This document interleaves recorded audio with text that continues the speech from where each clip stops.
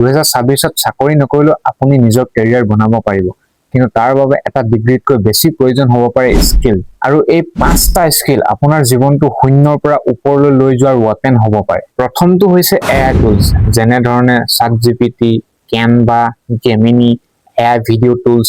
AI আপোনাৰ হৈ কাম নকৰে, কিন্তু আপোনাৰ কামৰ স্পীড বহুগুণে বঢ়াব পাৰে। Content creation, research, design, writing, business idea সঠিকভাৱে ব্যৱহাৰ কৰিবলৈ শিকক। AI ৰ লগত কম্পিট নকৰিব, AI ক নিজৰ এছিষ্টেণ্ট বনাওক। দ্বিতীয়টো হৈছে video' editing.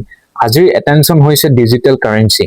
Reel, YouTube, advertisement, business promotion সকলোতে আজিৰ দিনত ভিডিঅ' লাগে। কেপকাট, প্ৰিমিয়াৰ প্ৰ' বা আন এডিটিং টুলছ শিকি আপুনি নিজৰ কণ্টেণ্ট বনোৱাৰ লগতে ক্লায়েণ্টৰ হৈও কাম কৰিব পাৰে। এটা লেপটপ বা ফোন আৰু এটা স্কিল, এই দুটাৰ পৰা আপোনাৰ প্ৰথম ইনকাম আৰম্ভ হ'ব পাৰে। তৃতীয়টো হৈছে কমিউনিকেশ্যন। আপুনি যিমানেই টেলেণ্টেড নহওক কিয়, নিজৰ আইডিয়া যদি আপুনি ভালদৰে বুজাব নোৱাৰে তেন্তে সুযোগ হেৰুৱাব পাৰে। ইংলিছ, আছামিজ বা হিন্দী ভাষা যিয়ে নহওক কিয়, ক্লিয়াৰকৈ কথা কোৱা, লিখা আৰু মানুহক বুজাব পৰা স্কিল ডেভেলপ কৰক। নলেজ আপোনাৰ শক্তি, কিন্তু কমিউনিকেশ্যন সেই শক্তিটো মানুহৰ আগত দেখুৱাৰ মাধ্যম হয়। চতুৰ্থটো হৈছে ডিজিটেল মাৰ্কেটিং।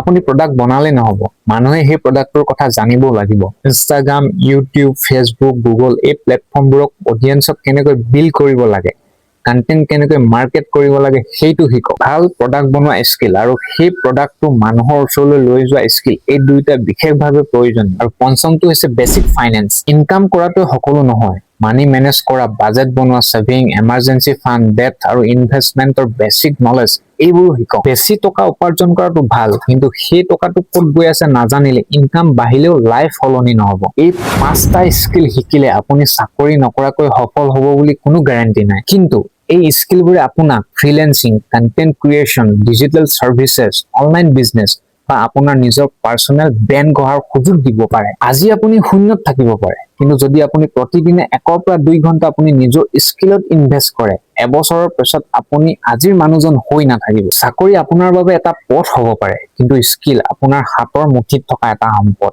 2026ত ডিগ্ৰীৰ লগতে স্কিল বিল্ড কৰক আৰু নিজৰ ফিউচাৰটো কেতিয়াও আনৰ ওপৰত এৰি নিদিব।